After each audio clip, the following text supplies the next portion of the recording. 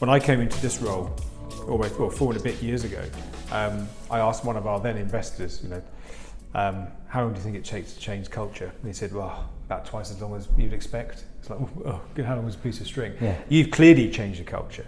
Yeah. So are there any learnings for anyone listening to this or watching this? What are the staging points? How committed, quite frankly, do you have to be to change your culture? Our organisation's 250 people. Yours is coming up for 2,500. So Yeah. how have you managed? How on earth, Bertie, have you managed to be able to do that? Well, well, first and foremost, anyone that thinks that transforming the culture of their business or improving the culture of their business is not possible and it's too hard, please, rethink again. So the Collinson culture we've transformed it in many ways, but we're not a million miles away from the very foundations of our owners. Yeah. And where our business was. That's a good, authentic thing, though, right? Yeah. But I guess it needs to change in time. Yeah.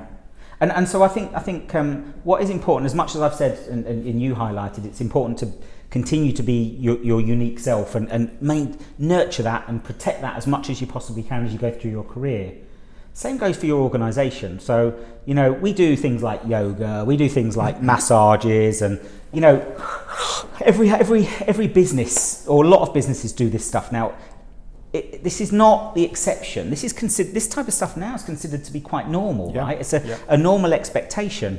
So I think what is important is that we look at anything that we look at doing to feed into the health and the performance of our business. Actually, we consciously make sure that the way that we're bringing those things in, the way that we're building them into our roadmaps, reflects who we are as an organisation. And that goes from the way that we communicate and engage, the way that we offer opportunity. I can take a really great idea in InterQuest, right? Something fantastic. You guys do a lot of really cool stuff, I know. But I can take something that you guys are doing and I can say, that is amazing. I'm going to take that to Collinson, and it could completely fall on its face. Yeah.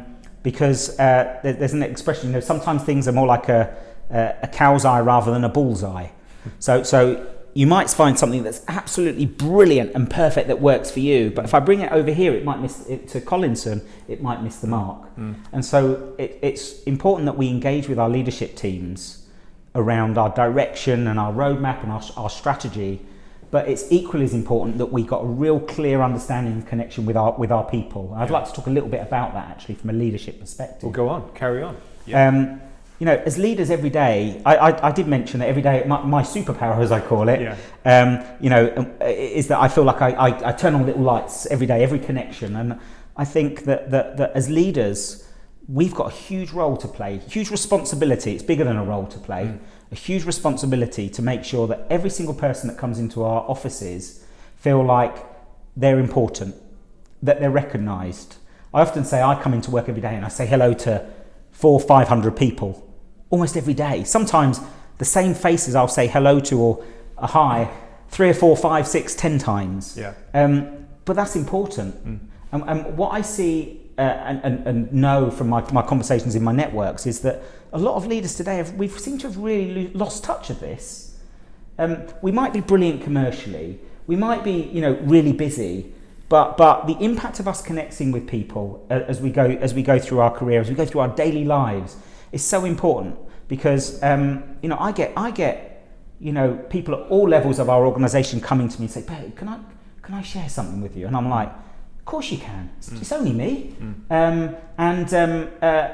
Now that is a particular strength of mine, and I'm very aware of it. And we all have our own unique strengths, but regardless whether it's a strength or not, this is on us.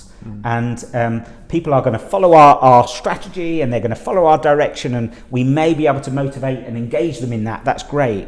But unless we stand by their side and let them know that we're in this with them every day, alongside them, willing to fight for the same things and go through the same journey, then we're really missing a trick. I had it pointed out to me recently, as a leader, show more vulnerability. The feedback from my leadership team, even when you don't know the answer, we expect you to know the answer, but just say you don't, it's fine, we'll forgive you, and then we'll probably help you find it. But also, don't get so tangled up in your own world that you lose the this ability to engage and interact with people on a daily basis, because you don't know the effect it has if you walk past someone and you don't say hello to them, you don't say good morning.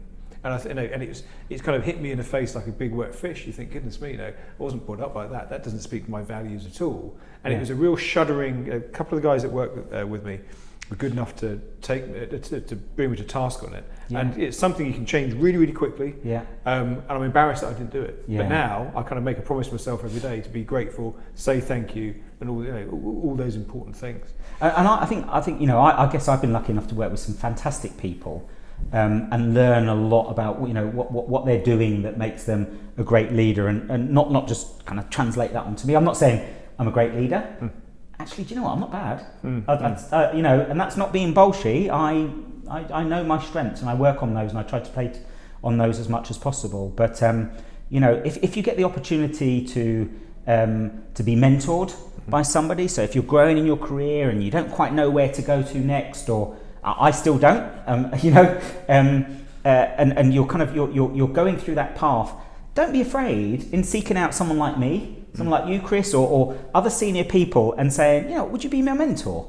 And an opportunity to really learn from their experiences and their exposure.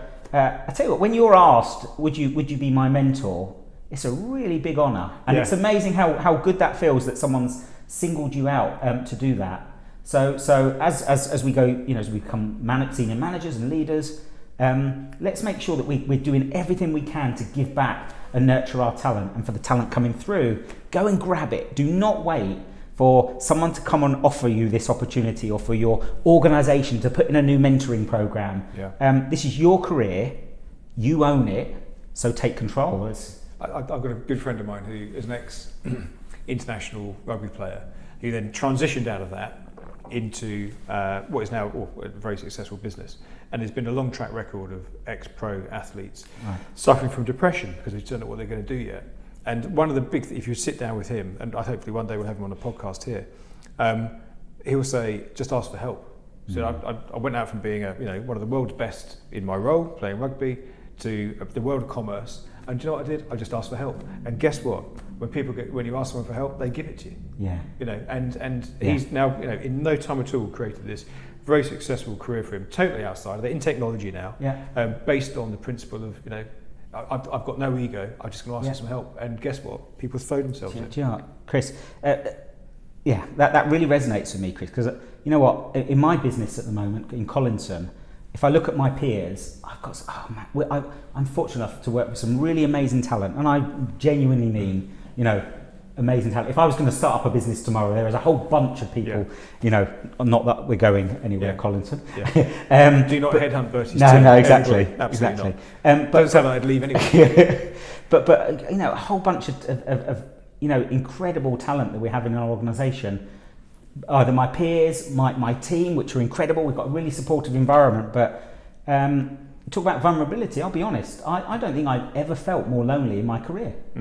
And I've got such a supportive environment. My team, my peers, my bosses, they're incredible, and I'm very grateful for that. But it feels really lonely. And before everyone listening starts breaking into tears or anything like that. I'm being very truthful, so there's no jokes around that. And partly it's because you find yourself in a situation where you sometimes or often the person that has to powerfully position some of the stuff around people and culture. Everyone's an expert in people and culture. It's brilliant. So technology, there's only so far people will go before they cut off and stop the challenge and the conversation, and perhaps the same with finance. But people and culture, we've got a world of experts. Everyone's got a view. Absolutely.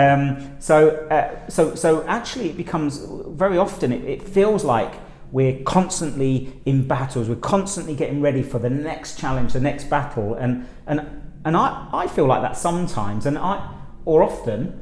And I work in an organisation that really gets this stuff. So God knows how people feel. And if you feel like that, and you're absolutely the pint glass is more than half full with you. If you feel like that. And so one of my questions for you today was going to be, for the aspiring head of people, head of culture, someone in HR wanting to move to this side of, look at life through this lens. Where do you go for help? Where do you go for advice? What are there forums out there? Are there information sources? Are there groups that you'd advise people to look at? In any particular, are you being mentored? Is it something that what advice would you give to someone that's either in this role as a peer of yours or aspiring to it? So I've got a mentor, a woman called Sally Bibb, one of the best people I've ever worked with, and she was a boss many years ago. My first role in L&D. Yeah. I've been a client. She's been a client of mine. I've worked as a consultancy basis with her. Runs a company called Engaging Minds, and she continues to be a mentor for me. Really big source of inspiration. And again, I make sure I keep that contact. I make sure that I go out and connect with Sally fairly regularly. But I get out, network, go to networking events. I know the inclination is sometimes I just want to go home, but you know what? You might go to 5 networking events and only one of those is good, but the one that's good, you might come away with a contact or someone who you're going to, a friend even for life. Yeah. So I read a lot. So I read a lot about what people are doing in other organisations just to help challenge my own thinking. I try to look outside of industries that I've personally worked in or that we're working in at the moment, to think about, how does someone who's facing different challenges in a very different way, how do they look at these types of scenarios? Yeah. I ask my children, I've got a 10 and a 13-year-old, and I say to them things like, you'd be amazed. I said very recently, I've got this group of people and I need to help them. He was like, so how are you going to do that? And I said, well, what would you do? Because here's the problem. I've got a bunch of people and they're really struggling to play together because they don't all get on. And one of them's really quite forceful and, is the person that always wants to get their way. And he just turned around and he says, well, do you know what? They call me Squirty, not Dad, my children, as it rhymes with Bertie. But he said, do you know what, Squirts? He says, what you need to do is sit down and get them all to talk about what they're doing that's making this a problem. So what their own role is. He says, and then ask them to think about what they can do to improve. It's only Janet and John stuff, but the kids just know so much and they see things so simple in ABC terms. It's literally beautiful. So we can get inspiration from literally anywhere. Sounds like he's got a consulting gig ahead of him. Yeah. I think so. I think so.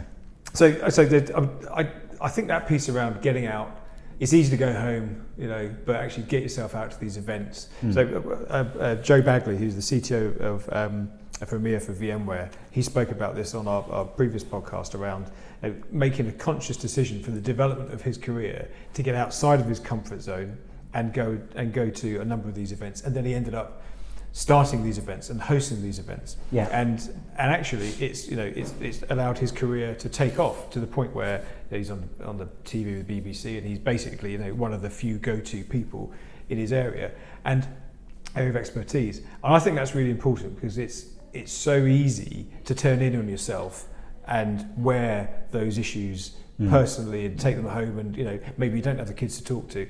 Actually, you've got to find an opportunity to get out there and have a sounding board and get a bit of feedback from people. Absolutely. Just to find a barometer, I'm on the right side of the problem or on the wrong side. So my team will tell you, my direct reports will tell you that at least once a month I have one question that I ask them. Because I used to ask my team, so, got any feedback for me? And it'd be really lackluster. Because the downside of being able to connect with people on a human-to-human level, being part of my strength, is that people often find it more difficult to tell you something that might upset you, that they think might upset you. It's really weird. Well, your strength becomes your weakness to a point, doesn't it? Yeah. People don't want to let you down. Yeah, so I have one question that I ask my team, and sometimes, boy, it hurts. And I say, tell me, what am I doing wrong right now?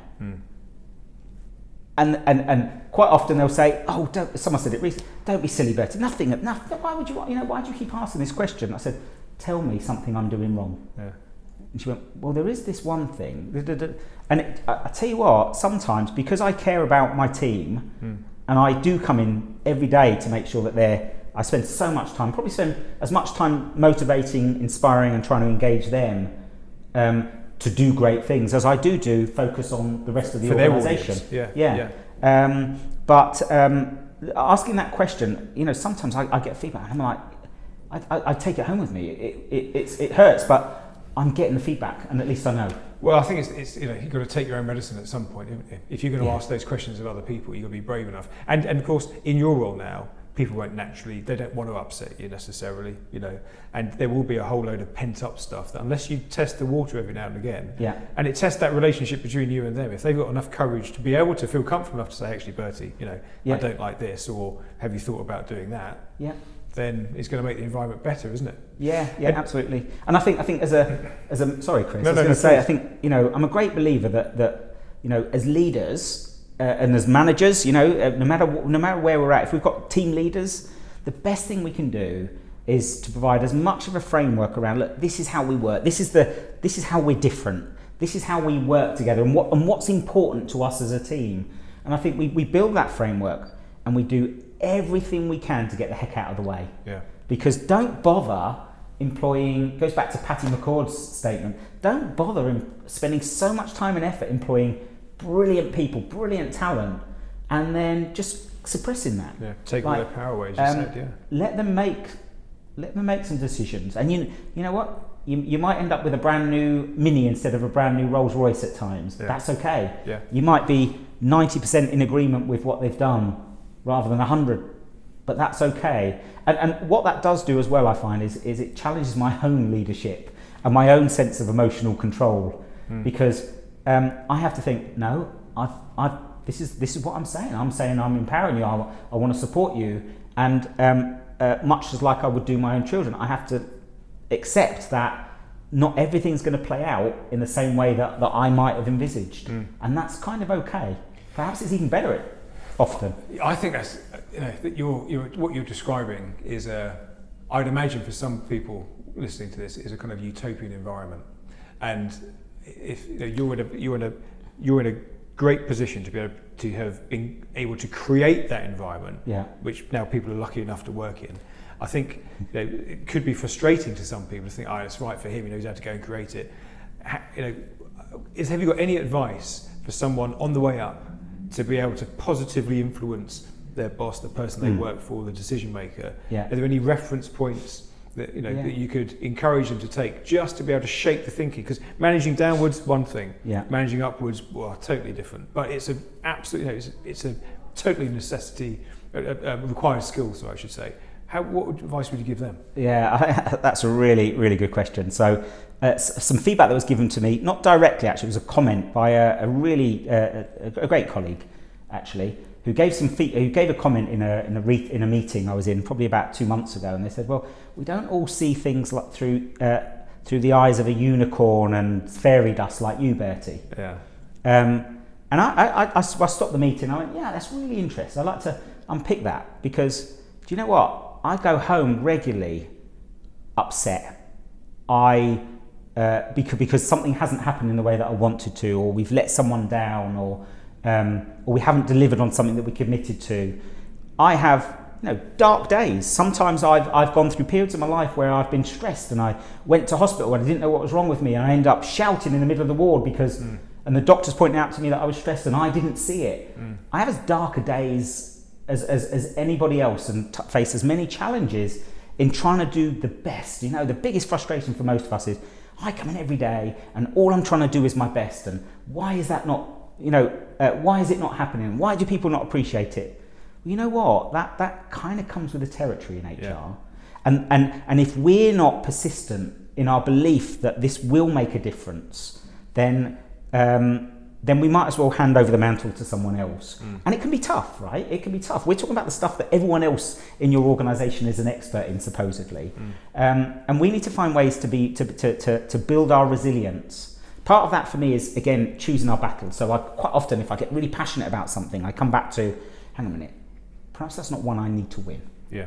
That's right, and that's my leveler, and I'm like, no, I'm all right with that, because there's something over there that I need to really go in. And if you're in that mid-level HR role right now, you're going to have to learn that. That's a really important. Not all fights are worth fighting. Pick the ones. Push your energy in the right direction. Yeah. What else advice would you give? Don't have if we the conversations that we have in a meeting of any level are the meeting conversations. There should not be meetings afterwards to discuss something that's happened. Sure. So, and what I mean by that is, if there's a conversation to be had with somebody, let's make sure that that person's in the room. So no point me sitting with your management team, Chris, and we have that an hour and a half together. I come out and I speak to Jonathan and I'm saying, what a load of rubbish. I just, you know what, it really winds me up. You know, if I do that, I've failed. Not just failed as a leader, I failed as a manager, a supervisor, or an employee. Yeah. I've just failed because we've got, you know, this is a great opportunity to sharpen our skills in having courageous conversations, speaking up, even if sometimes that's against the grain, because you'd be amazing how many times the salmon manages to swim up the stream, right? Yeah. I think use every day as an opportunity to sharpen up your skills, and whether that's around, don't involve yourself in, you know, there's the circle of concern, circle of influence. Yes, you know, yeah, focus absolutely. on things that you can most effectively influence. If it means that you're stood around a water cooler moaning about something, and leave it alone. I'll tell you why, because it'll drain all of the good stuff that you have to bring every day, and you won't have much energy left for driving the things that are really important that you can influence. We talk about that internally here as well. Things you can, things you can and can't control, and the things you can influence. Yeah. And just harness. You only got an amount of energy every day. Yeah. Harness it and put it on the right side of that argument. Yeah. You know. And sometimes you've got to push really hard. Yeah. Sometimes you've got to say some stuff and put an opinion out there. I always say to people, if you can back it up with fact, people just stop and listen. And, you know, so your opinion might be one thing, but if the fact's telling you that and you feel passionate about it, you can get so much further.